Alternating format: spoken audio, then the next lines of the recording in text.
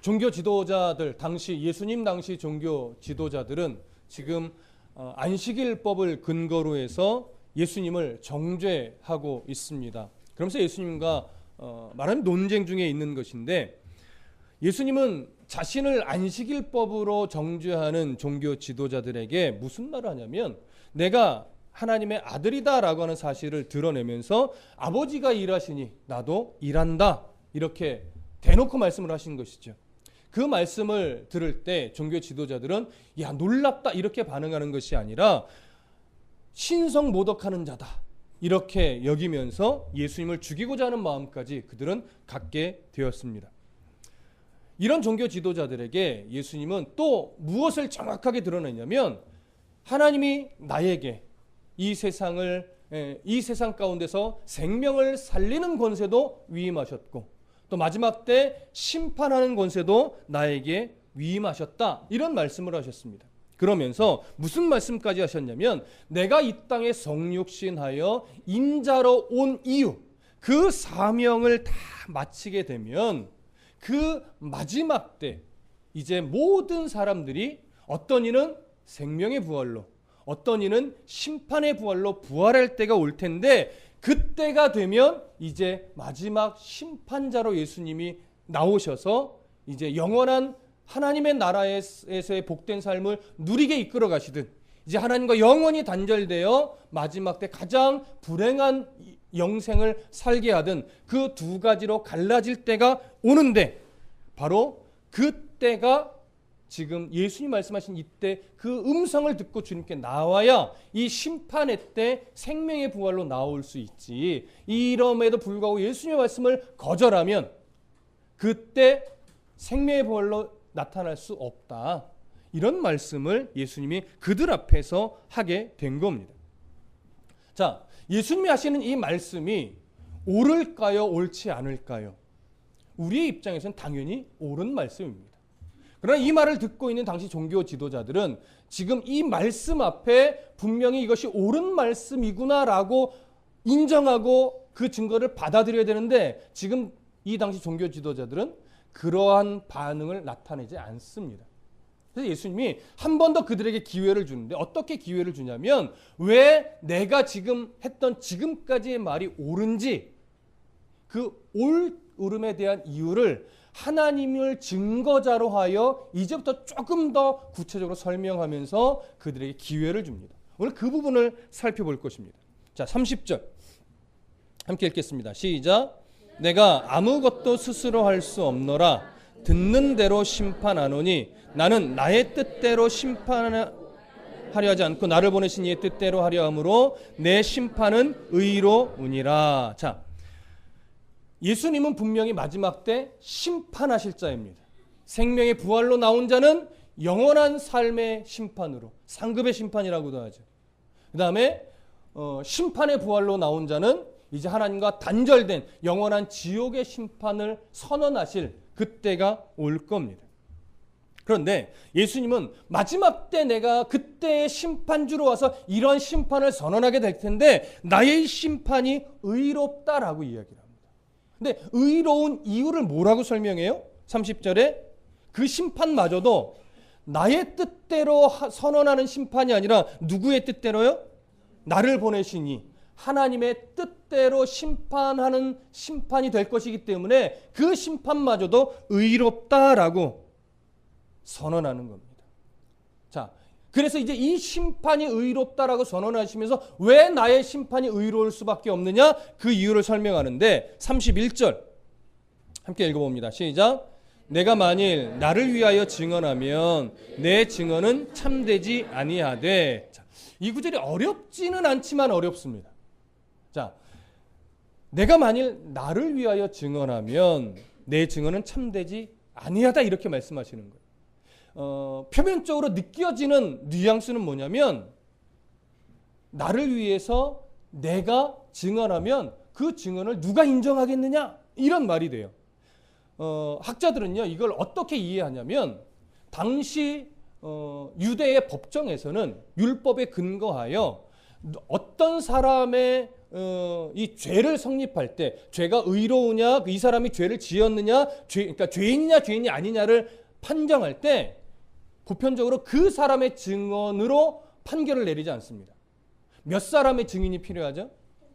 두세 사람 이상의 증인이 필요합니다. 그래서 두세 사람의 증인의 말을 듣고 이 사람이 죄인이냐 의로운 자냐를 판가름을 냅니다. 그래서 오늘 이 31절을 보편적으로 어떻게 이해하냐면 예수님은 자기의 의로움을 자기가 증언해서는 이 당시 율법적 증인의 수가 모자르기 때문에 자기가 자기를 변호하는 것은 참으로 참되다고 인정받을 수 없다. 그런 의미로 31절을 지금 표현하고 있는 것이다. 이렇게 봅니다. 이 견해가 옳을 수도 있습니다. 그런데 제가 연구를 하다 보니까 아더 핑크라고 하는 그 유명한 이 강해 설교가가 이 부분에 대해서 이렇게 설명을 했어요. 한번 들어보세요. 예수님이 하나님의 뜻과 상관없이 독자적으로 자신을 위해 증언한다면 그 증언은, 그 자신의 증언은 참될 수 없다. 이렇게 말했습니다. 이게 무슨 의도냐면 하나님의 뜻을 따라 증언하지 않았다면 자기의 독자적인 의지를 가지고 증언했다면 그건 이미 하나님에 대한 불순종이 된다. 그래서 그 증언은 참될 수가 없는 것이다. 이렇게 설명을 합니다. 여러분, 두세 증인이 필요하다는 쪽의 의미가 더 맞을까요? 아니면 하나님의 뜻 안에서 하나님이 증언하셔야 옳지 하나님의 증언과 상관없이 내가 내 스스로 증언하는 것은 참될 수 없다. 이렇게 보는 것이 더 옳을까요? 지금 이 오늘 요한복음 5장의 문맥 안에서는 예수님 자꾸 뭘 강조하고 있어요? 나를 보내신 하나님의 뜻대로 내가 행한다. 하나님의 뜻 밖에서는 내가 할 수 있는 능력은 있으나 나는 하나님의 뜻 외의 것은 행하지 않기로 이미 작정한 자다. 이것을 계속 강조해 오고 있잖아요. 그런 어떤 문맥으로 본다면 지금 31절은 제 생각에는 어떻게 보는 것이 더 옳다라고 여겨지냐면 두세 사람의 증인을 내 초점을 둔 것이 아니라 예수님은 지금 자기 스스로 충분히 증언하고 변호할 수 있으나 나는 나를 위해 나를 내가 변호하지 않고 오직 누구의 변호에 맡긴다? 하나님이 해주시는 변호에 나는 그냥 맡긴다. 그것이 옳다라고 지금 예수님이 자신을 이 말하는 것으로 그렇게 보는 것이 더 자연스럽습니다. 그러니까 지금 예수님은 자신이 증언이 참되다라고 하는 것을 누구의 증거에 맡겨요? 하나님의 증거, 하나님이 이 땅에서 증거하시는 그 자연스러운 역사에 맡기는 거예요. 그래서 가장 먼저 하나님이 어떻게 증언해 오셨는가를 드러내는 자로 누구를 이야기하냐면 세례 요한을 이야기하는 겁니다. 세례 요한은 누가 예수님을 증거하라고 보낸 자예요? 하나님이 앞서 보낸 자란 말이지. 그래서 세례 요한을 지금 제시를 그 다음 절에 합니다. 자, 32절 함께 보겠습니다. 시작. 나를 위하여 증언하시는 이가 따로 있으니 나를 위하여 증언하시는 그 증언이 참인 줄 아노라. 자, 세례 요한을 드러내기 전에 먼저 이 말씀을 합니다. 나를 위하여 증언하는 이가 따로 있다. 학자들 간에는 나를 위하여 증언하시는 이가 누구를 말하는 거냐? 이것 때문에 논쟁이 있습니다. 첫 번째는 세례 요한을 말하는 거다 이렇게 봅니다. 두 번째는 아니다. 모세를 말하는 거다 이렇게 봅니다. 아니다. 이건 성부 하나님을 말하는 거다 이렇게 보기도 합니다. 나를 위하여 증언하시는, 나를 위하여 따로 증언하시는 이가 있다. 누구일까요? 앞뒤의 문맥을 보면 성부 하나님으로 보는 것이 옳습니다. 예수님을 위하여 증언하시는 이는 누가 있어요? 하나님이세요. 하나님이 지금 이미도 증언해 오셨고 지금도 증언하셨고 앞으로도 증언해 가실 겁니다. 그래서 많은 사람들이 예수님을 바라보면서 누구의 아들로 인정하게 돼요? 하나님의 아들로, 메시아로 인정하게 되는 겁니다. 그래서 하나님이 어떻게 예수님을 증언해 오고 있었는지 그 부분을 설명하기 위해서 가장 먼저 제시하는 인물이 세례 요한인 거예요. 자, 33절 보겠습니다.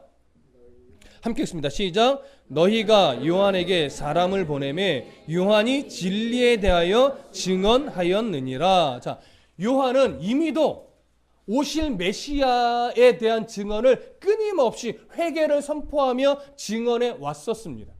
근데 지금 예수님이 세례 요한에 대해서 제시할 때는 어느 한 사건에 좀 초점을 맞춰서 제시를 합니다. 그 사건이 어디에 있었던 사건일까요? 요한복음 1장 19절 이하에 있던 사건입니다. 한번 가보실까요? 요한복음 1장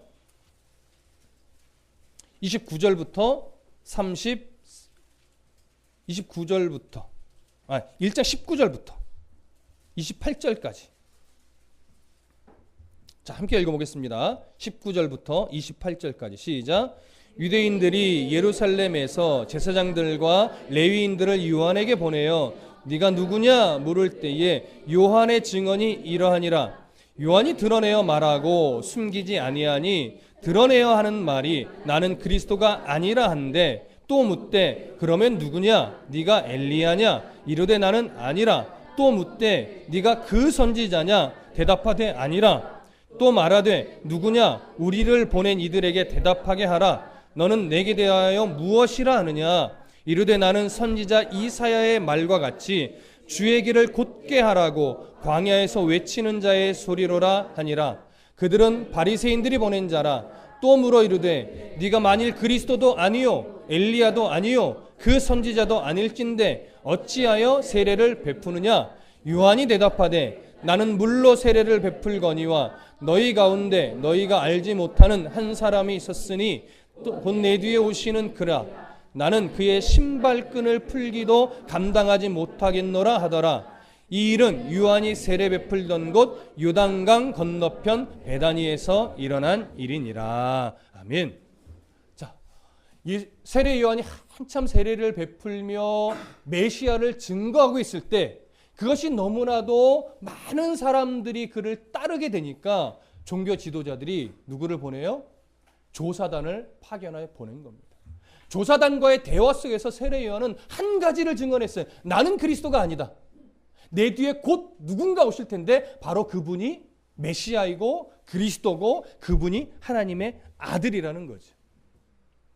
세례 요한의 증언에서도 나타났듯이 세례 요한이 증언했던 그 메시아가 누구냐? 바로 예수님은 나다라고 하는 거예요. 그래서 세례 요한의 증언으로도 충분히 예수님이 증거되었지만 너희들은 그 증언을 들었음에도 불구하고 메시아인 나를 인정했다는 거예요? 거절했다는 거예요? 거절했다는 거예요. 세례 요한의 증언으로도 사실은 부족함이 없었지만 너희들은 나를 거절했다. 지금 이 얘기를 하고 있는 겁니다. 그러면서 한 가지를 더 설명하죠. 다시 오늘 본문으로 돌아오셔서 5장 34절 함께 읽습니다. 시작. 그러나 나는 사람에게서 증언을 취하지 아니하노라. 다만 이 말을 하는 것은 너희로 구원을 받게 하려 함이니라. 자, 이 말씀은요. 사람의 증언은 아무리 세례 요한의 증언이 옳다 하더라도 사람의 증언은 한계가 있고 사람의 증언은 일시적인 증언일 뿐이라는 거예요. 무슨 말씀 이해되십니까? 자, 다시 보시면 그러나 나는 사람에게서 증언을 취하지 아니하노라. 다시 풀어보면 이런 말이에요. 세례 요한의 증언이 아무리 좋아도 나는 세례 요한의 증언이 없어도 충분히 메시아다 이거죠. 이 말씀 무슨 말씀 이해되십니까? 세례 요한의 증언이 없어도 나는 충분히 메시아이고 세례 요한이 내게 영광을 돌리지 않아도 나는 충분히 영광스러운 자다 이거예요. 그럼에도 불구하고 내가 왜 첫 번째 증언자로 세례 요한을 말했는지 아느냐라고 하는 거죠. 세례 요한의 증언이 너희들을 구원하는 데 도움이 된다면 나는 하나님이 보내어 증언자로 세우신 세례 요한의 증언을 너희들한테 제시한다 이거. 왜? 그 증언이 도움이 되니까. 그러나 세례 요한의 증언이 없어도 나는 충분히 메시아라고 하는 것이죠. 그것이 34절의 의미입니다. 다만 이 말을 하는 것은 다만 세례 요한의 증언을 내가 제시하는 것은 너희로 구원을 받게 하는데 도움이 된다고 내가 판단하기 때문이다라고 하는 거예요. 자, 그러면서 35절 보십시오. 세례 요한에 대해서 중요한 말을 합니다. 함께 읽습니다. 35절 시작. 요한은 켜서 비추이는 등불이라 너희가 한때 그 빛에 즐거이 있기를 원하였거니와. 자, 요한은, 세례 요한은 켜서 비추이는 등불이라고 합니다. 이 말은 쉽게 얘기하면 요한은 참빛이 아니라는 거예요. 요한은 참빛을 증언하기 위해서 등불로 온 자이지 요한 자체가 참빛이 아니라는 거예요. 자, 그러면 오늘 이 35절을요 잘 보시면 요한은 켜서 비추이는 등불이라 이렇게 되는데, 이 등불이라는 이 표현을 헬라어로 보면 완료형으로 되어 있어요. 이 말은 무슨 말이냐면 이 문법에 의하여 다시 번역하면 이런 말이에요. 요한은 켜서 비추이는 등불이었다라고 하는 거예요. 자, 그러면 잘 보십시오. 요한은 켜서 비추이는 등불이었다라고 하는 것은 지금은 켜서 비추이고 있다는 걸까요? 아니면 지금은 등불로서 불이 밝혀 있지 않다는 걸까요? 그렇죠. 지금은 밝혀 있지 않다는 거예요. 그래서 예수님이 이 말씀을 하시는 이때 세례 요한의 상태가 어땠을까를 보면 아마도 둘 중에 하나입니다. 첫 번째, 감옥에 갇혀 있거나, 아니면 둘째, 이미 죽었거나. 그런데 죽었다고 보기는 조금 어렵습니다. 아마도 이때쯤 감옥에 갇혔을 것으로 봅니다. 자, 우리가 이제 한 주 정도 지나면 5장이 마무리되고 6장으로 넘어가게 되는데, 5장과 6장 사이에는요 대략 6개월 정도의 시간적 간격이 있습니다. 그 6개월 사이에 사실은 여러 일이 있는데 그 중에 하나가 뭐냐면 세례 요한이 헤롯에 의해 죽임을 당하는 사건이 이 5장과 6장 사이에 있어요. 이런 것으로 볼 때 지금 예수님이 이 증언을 하시는 이때, 요한은 켜서 밝히는 등불이었다라고 말하는 이때는 아마도 감옥에 갇혀 있는 상태였을 것으로 보여집니다. 자, 그런 이해를 가지고 세례 요한은 켜서 비추는 등불이었습니다. 켜서 비춘다는 것은 기름이 있는 동안만 탈 수 있다는 거예요. 기름이 있는 동안만 타서 비추는데 사실은 누구를 비추이는 거예요? 누구를 드러내는 거예요? 참 빛을 드러내 보이는 거예요. 참 빛은 누구라고요? 바로 예수 그리스도라고 하는 것이죠. 그래서 하나님께서 요한에게 허락하신 시간만큼만 요한은 빛을 열심히 바라면서 결국 자기를 드러내는 것이 아니라 참 빛이신 예수 그리스도를 밝히 드러내는 역할을 하는 자였다. 이것을 보여주는 겁니다. 그러면서 자 보십시오. 35절 중간 이후에 이제 이렇게 얘기합니다. 켜서 비추이는 등불이었는데 요한은 너희가 한때 그 빛에 즐거이 있기를 원하였다 이렇게 말합니다. 여러분 이건 무슨 말일까요? 너희가 한때 그 빛에 있기를 즐거워했대. 세례 요한의 사역이 얼마나 왕성하고 뜨거웠는지 많은 사람들이 세례 요한을 따랐다 이거예요. 근데 거기에는 종교 지도자들도 있었겠죠. 어떤 자는 정말 그러한가 다른 자도 있었겠지만 어떤 자는 뭐지? 경계해야 되겠는데 이런 의도로 따르는 사람도 있었겠죠. 그런데 세례 요한의 영향력이 사실은 얼마나 컸었는지 헤롯 안티파스, 그러니까 당시의 세례 요한을 죽였던 인물이죠 결국은. 근데 이 사람이 세례 요한을 바라보면서 사실은 참 선지자로 여겼어요. 그래서 세례 요한의 말을 가볍게 여기지 못했고 때로는 세례 요한을 두려워하기까지 했습니다. 그런 것으로 보아 지금 당시 많은 사람들은 세례 요한의 이 영향력을 굉장히 무겁게 여겼고 그를 통하여 많은 사람들이 회개하는 자리에까지 이르르긴 했어요. 근데 문제는 뭐였냐면 세례 요한이 예수님 참 빛 되신 메시아를 그렇게 증언하고 외쳤지만 많은 사람들이 오히려 세례 요한을 그리스도라고 착각하고 따르는 사람이 더 많았지 세례 요한을 통하여 메시아를 기대하고 바라보는 사람은 사실 많았을까요? 적었을까요? 사실 적었습니다. 그래서 보십시오. 한때 너희가 그 빛에 있는 것은 즐거워했는데 문제는 뭐냐면 참빛이 막상 오니까 참빛을 따르는 것이 아니라 참빛을 거절하는 역사를 너희들은 갖더라 이거예요. 근데 그 대표적인 인물이 누구예요? 그게 지금 종교 지도자들이라는 거예요. 너희들은 세례 요한의 영향력 앞에 그 영향력이 얼마나 강한 영향력이 있는지까지 경험했는데 그가 증언했던 메시아, 참미친 메시아가 왔을 때 너희들은 그를 인정하지 않더라. 오히려 너희들은 그를 거절하더라. 오히려 지금 너희는 나를 뭐 하려고 하더라? 죽이려고 하더라. 그게 옳으냐라고 하는 거지. 옳지 않음을 이렇게 지금 증언하고 있는 겁니다.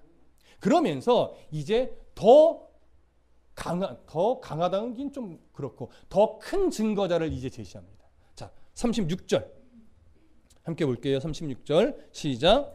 내게는 요한의 증거보다 더 큰 증거가 있으니 아버지께서 내게 주사 이루게 하시는 역사 곧 내가 하는 그 역사가 아버지께서 나를 보내신 것을 나를 위하여 증언하는 것이요. 자, 증인은 아니죠. 지금은 사람이 아니니까. 근데 증거로 또 하나 제시하는 것이 뭐냐면 내게는 요한의 증거보다 더 큰 뭐가 있어요? 증거가 있는데 그 두 번째로 제시하는 증거는 뭐냐면 하나님께서 내게 위임하여 나를 통해 이루신 역사의 흔적들이라는 거예요. 여러 이적들, 표적들, 하신 말씀들 이런 것들을 잘 보라 이거예요. 그러면 예수님이 메시아라는 걸 인정할 수밖에 없을 거라는 거죠. 다시 풀어보면 예수님이 그동안 했던 말, 예수님이 그동안 일으키셨던 뭐 이적이나 표적들을 가만 보면 사람으로서는 할 수 있는 일이라는 걸까요? 할 수 없는 일이라는 걸까요? 사람으로는 할 수 없는 일이라는 거예요. 하나님의 아들을만이, 메시아만이 할 수 있는 일들을 자기가 일으켜왔고 그것을 가르쳐왔는데 너희들은 그 말씀과 행하신 일들을 통해서 예수님의 메시아라는 사실을 보지 않고 오히려 율법에 갇혀서 뭘 했다라고 하는 거예요? 예수님을 대적하는 위치에 섰다라고 하는 것이죠. 예수님의 이 사역의 정점은 사실 언제 어디서 일어납니까? 이후에 대략적으로 1년 6개월 정도 후로 봅니다. 이 이후에 예수님의 이 메시아로서의 메시아인 예수님만이 하실 수 있는 사역의 정점은 십자가 위에서 일어나죠. 지금 이 말씀은 그때까지를 바라보고 하시는 거예요. 내가 이 땅에 성육신하여 해온 일 그리고 앞으로 할 일은 사람으로서는 도저히 할 수 없는 일이다. 하고 싶다고 할 수 있는 일이 아니다. 하나님의 아들이며 메시아이신 나만이 할 수 있는 일이니 내가 했던 말들, 했던 사역들, 또 앞으로 해야 될 사역들을 잘 보라 이거지. 그러면 너희들이 내가 메시아라는 사실을 알 수밖에, 인정할 수밖에 없을 것이다. 이 말을 하는 겁니다. 자, 이제 세 번째로 또 제시하는 일들이 있는데 37절 함께 보겠습니다. 시작. 또한 나를 보내신 아버지께서 친히 나를 위하여 증언하셨느니라. 너희는 아무 때에도 그 음성을 듣지 못하였고 그 형상을 보지 못하였으며. 자, 세 번째로 제시하는 증거는 누구의 증거예요? 하나님이 친히 해주신 증거예요. 그러면 하나님이 친히 해주신 증거라고 하는 것은 뭐냐면 하나님께서 예수님의 사역 기간 동안에 3번 친히 음성으로 예수님이 하나님의 아들이심을 드러냈었습니다. 자, 그 첫 번째가 언제였을까요? 예수님이 세례 요한에게 세례 받으실 때. 마태복음으로 가보겠습니다. 3장 17절. 마태복음 3장 17절.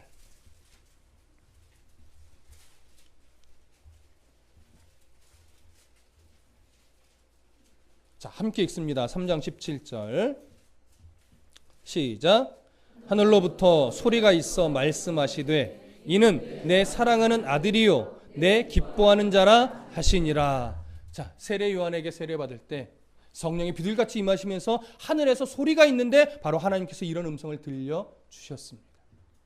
자, 또 한 번에 하나님께서 예수님을 친히 증거하신 사건이 언제 일어나죠? 변화산상에서 한 번 또 일어나죠. 마태복음 17장으로 가보겠습니다. 마태복음 17장 5절 말씀.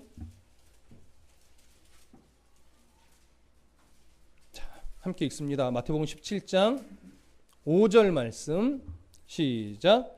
말할 때에 호련히 빛난 구름이 그들을 덮으며 구름 속에서 소리가 나서 이르시되 이는 내 사랑하는 아들이요 내 기뻐하는 자니 너희는 그의 말을 들으라 하시는지라. 아멘. 그리고 또 한 번 있죠. 언제일까요? 예수님이 예루살렘 성에 입성하실 때. 어디를 보시냐면 이제 요한복음으로 가보겠습니다. 요한복음 12장. 요한복음 12장 28절 말씀.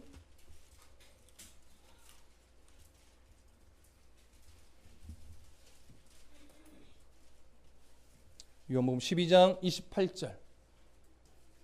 자, 함께 읽겠습니다. 시작. 아버지여, 아버지의 이름을 영광스럽게 하옵소서 하시니 이에 하늘에서 소리가 나서 이르되 내가 이미 영광스럽게 하였고 또 다시 영광스럽게 하리라 하시니. 자, 예수님이 예루살렘 성에 이제 입성하여 이제 곧 죽으실 날이 가까우시는 거죠. 그때 하나님이 또 하늘에서 음성을 주면서 이미 영광스러운 자다라고 하는 증거를 주셨습니다. 자, 이 세 가지 증거, 물론 예수님 당시로 보면 이 세 가지 증거를 다 지금 일어났을 때는 아니지만 종교 지도자들은 지금 예수님을 친히 증거하셨던 하늘의 음성에 대해서 이 종교 지도자들은 직접적으로 경험했든지 아니면 간접적으로 들었든지 알고 있을까요? 모르고 있을까요? 알고 있죠. 이런 현상이 일어날 때 이상에 놀라워 별의별 소리를 다 들었을 겁니다. 그런데 중요한 건 뭐냐면 이런 역사들이 일어난 걸 들어서 알고 있었지만 그런 상황, 그런 이야기를 통해서 그것이 하나님의 음성이구나를 그들은 인정하지 않았다라고 하는 거예요. 거기서 하나님의 형상을 전혀 발견하지 못했다라고 하는 것이죠. 여러분, 세례 요한의 증언들, 또 예수님이 행하신 여러 표적들, 또 하나님이 친히 들려주신 이 음성들, 이런 역사들이 있었음에도 불구하고 당시 종교 지도자들이 예수님을 메시아로 하나님의 아들로 인정하지 못한, 아니 인정하지 않은 이유는 뭘까요? 그들은요, 율법을 열심히 뭐 하던 자예요? 지켜내던 자예요. 그리고 그들은 율법을 늘 자랑하던 자입니다.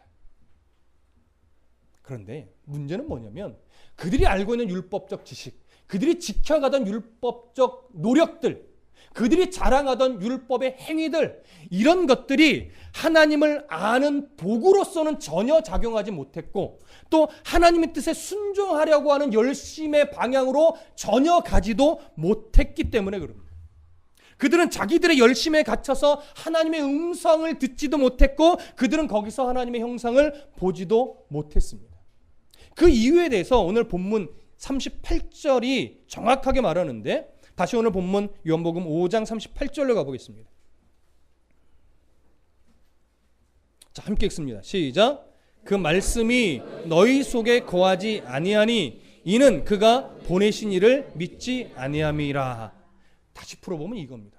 왜 너희들이 예수님을 믿지 아니했는지 아느냐? 너희 안에, 너희 속에 말씀이 거하고 있지 않았기 때문이다라고.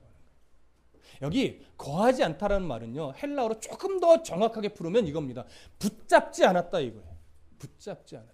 너희들은 율법을 연구한답시고 열심히 연구했고 율법을 지킨다고 노력했고 율법을 자랑한다고 자랑했는데 실제로는 너희 안에 있어야 될 그 말씀을 온전히 붙잡지 못했기 때문에 결국 너는 하나님이 보내신 이를 믿지 않은 거다. 그러니 하나님의 성경을 아무리 봐도 하나님을 보지 못하지요. 성경을 아무리 읽어도 하나님의 음성을 듣지 못하지요. 왜요? 하나님을 알아가기 위해 성경을 읽은 것이 아니기 때문에, 하나님의 뜻에 순종하기 위해 율법을 지킨 것이 아니기 때문에 그들은 율법을 외우고 행위로 지켜냈지만 하나님을 몰라요.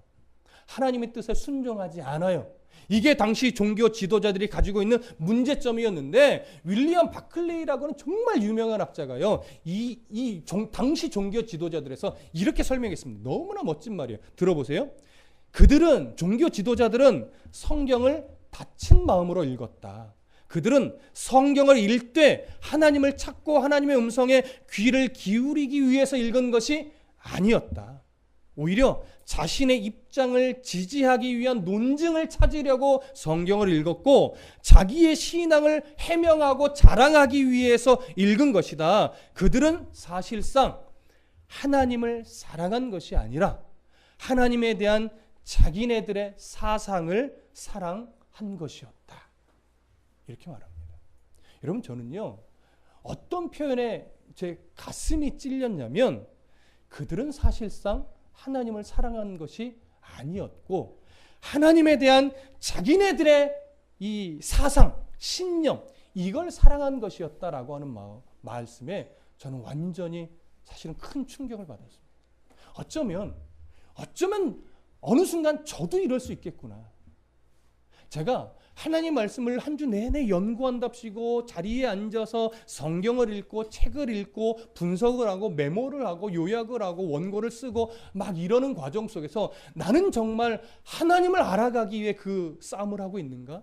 나는 정말 하나님의 뜻에 순종하기 위해 그 싸움을 하고 있는가? 나는 정말 성도들에게 여러분 하나님을 알아야 되고 하나님 뜻 순종하게 하기 위한 방향성을 놓치지 않고 설교를 하고 있는가? 여러분들은 설교를 들을 때 정말 하나님을 알아가기 위해 그리고 하나님의 뜻에 순종하기 위해 여러분들은 설교를 듣고 있는가? 이런 질문을 수없이 쏟아내게 됐습니다. 지금 우리는 아직은 그 씨름을 서로 간에 저와 여러분들 하고 있는 것 같습니다. 제가 속는 게 아니라면 저에게 속는 게 아니고 여러분들에게 제가 속고 있는 게 아니라면 저는 아직은 하나님을 알기 위해 성경을 연구하고 있는 것 같습니다. 아직은 하나님의 뜻에 어떻게 하면 바르게 순종할 수 있을까를 고민하며 성경을 읽고 있는 것 같습니다. 여러분들도 아직은 하나님을 바르게 알기 위해 또 그 하나님의 뜻을 분별하여 바르게 순종하기 위해 설교를 듣고 있는 것 같습니다. 그러나 중요한 건 지금 이 싸움이 내일도 내년에도 10년 후에도 우리가 하나님의 나라에 갈 그때까지 우리가 이 싸움을 끝까지 해내고 있는가? 이게 중요하다는 것이지. 혹여나 저도 그렇고 여러분들도 그렇고 내가 듣고 싶은 말을 들으려고 성경을 읽거나 아니면 설교를 듣는다면 우리는 지금 병들어가는 겁니다. 무슨 말씀인지 이해되십니까? 여러분, 하나님의 말씀을 우리가 읽고 전하며 들을 때 이렇게 표현할게요. 목적이 없어야 됩니다. 여러분. 예배할 때 여러분 목적이 없으셔야 됩니다. 예전에 어느 분이 저에게 설교 준비를 어떻게 하세요? 이렇게 물어요. 이 말은 뭐냐면 주제를 정해놓고 설교를 준비하십니까? 이런 질문이었어요. 제가 무슨 대답을 했냐면 저는 무슨 말을 전해야 될지 정하지 않고 봅니다. 그래서 왜 그렇게 설교 준비를 하십니까? 물어볼 때 제가 성경 안에서 하나님이 어떤 의도로 기록했는지를 아직 모르는데 어떻게 설교의 주제를 정해놓고 설교를 준비할 수 있겠습니까? 성경을 연구하다 보니까 하나님이 이런 뜻이 여기에 담겨 있구나를 비로소 깨닫게 되고 그것을 깨달은 다음에 제목이 나오고 내용이 나오고 결론이 나오는 것이지 어떻게 내가 성경을 연구하지도 않았는데 제목과 그러니까 내용과 초점이 먼저 나올 수 있겠습니까? 여러분 무슨 말씀인지 이해되십니까? 여러분 예배 가운데 오늘 우리에게 하나님이 어떤 음성을 주실지 우리는 몰라요. 그런데 때로는 우리는요 교회 올 때 예배 드리러 올 때 말씀을 들을 때 내가 이미 듣고 싶은 말씀을 정해놓을 때가 있어요. 그게 왜 그래요? 하나님보다 내 상황이 더 크거든요. 그러니까 내 상황에 따라 듣고 싶은 메시지가 따로 있는 거예요. 그러니까 그게 너무 커. 그래서 어느 때 가장 큰 은혜를 받느냐? 내가 듣고 싶은 내 상황 속에서 듣고 싶었던 얘기가 강단에서 울려 퍼질 때 그때는 아멘 할렐루야 막 박수치고 난리가 나는 거죠. 그런데 내 상황이 이런데 강단에서는 내 상황에 위로되는 말씀이 아니라 다른 말씀을 해. 그러면 아멘이 돼요? 안 돼요? 안 돼요. 그러면 은혜를 못 받는다고 생각하는 거예요. 이거만큼 잘못된 태도가 없는 거예요. 잘 들으십시오. 예배는 엄밀하게 따지면 나를 위해 있는 게 아니에요. 예배는 누구를 위해 있는 거예요? 하나님을 위해 있는. 그렇다면 하나님 중심으로 우리가 예배해야 되잖아요. 근데 거기에 우리는 자꾸 내 상황, 내 형편, 내 지금 감정 상태, 이것에 위로를 해주셨으면 좋겠는 거예요. 예배를 통해서. 거꾸로 돼 있죠. 내 감정과 상황이 어떠하든지 간에 하나님은 영광받기에 충분하신 분입니다. 그 앞에 나의 모든 감사와 찬양과 영광을 올려드립니다. 이렇게 가야 되는데, 하나님 내 오늘 마음 상태가 이런데 왜 위로 안 해주세요? 하나님 내 지금 상황이 지금 이것을 넘어서서 이런 위기 가운데 있는데 하나님 말씀을 통해 이 위기를 극복할 수 있는 위로를 주셔야죠. 막 이렇게 가는 거예요. 예배의 주인이 바뀐 거예요. 예배의 주인은 우리가 아닙니다. 예배의 주인은 하나님이십니다. 그러면 여러분 언제든 하나님이 내게 어떤 말씀을 주실까를 그냥 기대하면서 예배를 드리는 게 맞지, 예배에 어떤 목적이 생기고 예배에 어떤 이유가 생기면 안 돼요. 그런 차원에서 여러분 예배는 아무 생각 없이 드려야 돼요. 너무 아무 생각 없으면 이게 졸게 되니까 이거는 문제가 있지만 예배에 목적을 두지 마십시오. 오직 하나님만이 이유가 되고 오직 하나님이 오늘 내게 어떤 음성을 주실까에 대한 기대만 가지고 다른 생각 없이 들으십시오. 여러분 감정에 매여 예배하지 마십시오. 여러분 상황에 묶여서 예배하지 마십시오. 하나님은 이미 우리들의 상황과 형편을 다 아시고 가장 적당한 때에 그런 상황과 형편을 풀어가실 겁니다. 내가 기대하는 방법이 아니라 하나님이 원하시는 방법으로 다 풀어가실 것을 신뢰한다면 오늘 조금 전까지 내 감정이 이랬지만, 조금 전까지 내 상태가 이랬지만 나는 오늘 그걸 하나님 앞에 내려놓고 하나님만 바라보고 예배하겠습니다. 이렇게 예배하는 것이 맞습니다. 그 씨름을 오늘 하고 또 하고 또 하고 하다 보면요, 뭘 경험하게 되냐면 야 정말 하나님의 말씀은 살아있고 운동력이 있는 말씀이 맞구나, 이걸 경험하게 되는 거예요. 그러니 여러분 예배는 어떻게 드려라? 아무 생각 없이 드려라. 아무 생각 없이 하나님의 말씀에만 귀를 기울일 때 각자가 조금씩은 다르겠지만 내게 주시는 음성으로 가슴을 채우신단 말이죠. 그 채워주신 말씀을 붙잡고 한 주를 치열하게 살아가면 역시 하나님은 최고예요. 역시 하나님이 나를 가장 잘 아시는 분이군요. 이걸 고백하게 되고 그걸 고백하게 되면 이제 진짜 이 고백을 하는 거예요. 주님 한 분만으로 나는 뭐합니다? 이거는요 찬양의 가사로 멈춰서는 안 돼요. 이 씨름을 통해서 내가 너무나 자연스럽게 내 삶의 고백으로 드려져야 될 고백, 나는 주님 한 분만으로 만족합니다. 이 고백이 우리의 삶 가운데 풍성하게 일어나기를 축복합니다.